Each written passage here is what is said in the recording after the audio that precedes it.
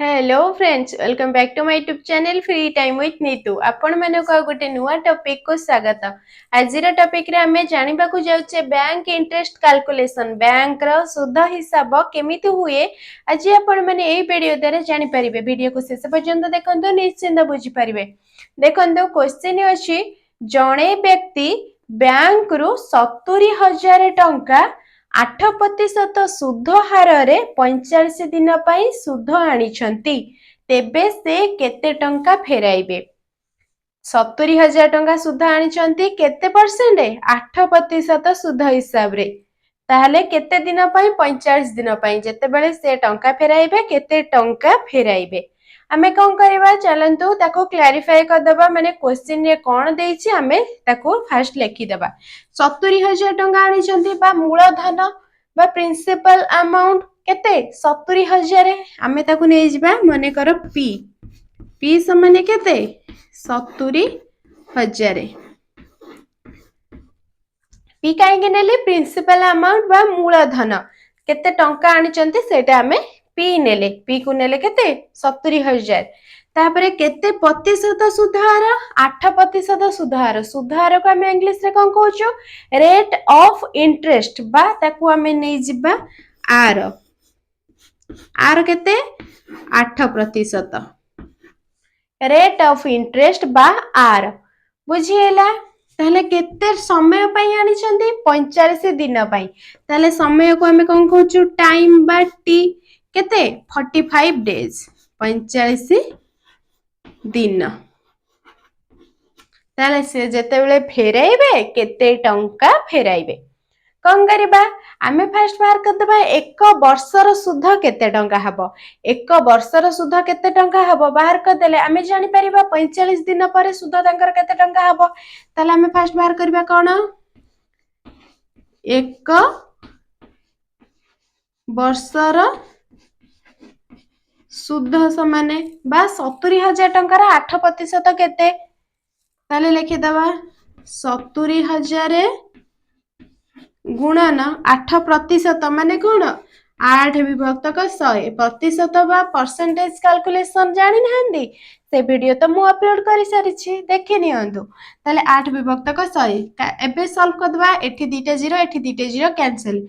700 गुणन 8 हला केते 5,600 टंका। कौन एक वर्षर सुध हमर बाहरला ये 5,600 टंका। एक वर्षर सुध बा आमे तो कहि परिबा 70,000 टंका रे 8%। एक वर्ष पई जदी सुध से आनथांदे ताले 5,600 टंका से सुध देइथांदे। ताले एक वर्ष बा आमे ताको लिखि परिबा 365 दिनर सुध। काहे कि ना एक वर्ष जे केते 365 दिन। ताले 365 दिनर सुध हैला केते 5,600 टंका। किंतु आमे बाहर करबा केते दिनर सुध 45 दिनर सुध। ताले 45 दिनर सुध केते टंका हबो, हमकु जणा अछि 365 दिनर सुध। ताले 45 दिनर सुध केते हबो, आमे फर्स्ट बाहर करबा एक दिनर सुध केते टंका हबो, ता परे जाई बाहर करबा 45 दिनर सुध केते टंका हबो। ताले आमे बाहर करबा एक दिनर सुध, एक दिनर सुध समाने कौन हबो 5,600 को 365 रे हरि देले हमर बाहर जबो एक दिनर सुध। ताले 5,600 हरण 365। 5,600 को 365 रे हरिबा हरिले हमर आसी होची केते 15 टंका 34 पैसा। एक दिनर सुध आसला 15 टंका 34 पैसा। ताले हमको बाहर करिबार अछि केते 45 दिनर सुध। ताले लिखि दबा 45 दिनर सुध समाने 45 दिनर सुध समाने केते हबो 15 टंका 34 पैसा गुणन 45। 15 टंका 34 को 45 रे गुणिले हमर आसी जाउची 690 टंका 30 पैसा। सुध हैला केते 690 टंका 30 पैसा। केते दिनर 45 दिनर। ताले आमको क्वेश्चन रे कोन देछि तेबे से केते टंका फेरेबे माने समस्त टंका मिसी से केते टंका हम बैंक को सुझिबे ताले बाहर कर दबा एठी देखंतु